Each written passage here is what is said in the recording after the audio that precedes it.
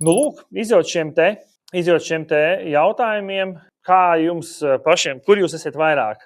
Vairumā jūs esat A, tev bija atbildes, B vai C. Kurš jums ierakstiet komentāros? Pat ja jūs skatīsieties atkārtojumu šim te ierakstam, droši ierakstiet komentāros, kurš jums bija vairāk A, B vai C varianti. Un tad, ja jums lielākoties bija variants A, tu jau, protams, esi veikalnieks un biznesa dzīvo tavā galvā. Ja jums vairākā gadījumā bija B, tad tu pārēji jau tu tā kā sāci uz pārējais vadītājs. Sistēma jau tā kā veidojās, bet, protams, nav līdz galam noturīga bez tevis. Tu joprojām esi svarīgs faktors šajā visā. Ja tev ir vairāk kur C, tu jau esi uzņēmējs. Un tad, kad tu esi uzņēmējs un tu vari izkāpt ārā un tu izveido sistēmu, tad tev jāsāk ir meklēt veidi, kādā veidā šo sistēmu mērogot, automatizēt, angliski vārds scalot, jā. Tā kā tāds, bet 8 no 10 Latvijas e-komerces īpašnieku ar tur apgrozījumu, nezinu, tur 200 līdz miljonam apgrozījumu gadā, vairumā gadījumu atzīmē, un es tā kā saku par to veikalnieku, kad jā, varbūt liekas, ka jā, veikalnieks tāds mazais. Nevienmēr tas tāds maziņš viens tur, nezinu, darbinieks ņemās, bet reizēm tā situācija, ka tur reāli ir,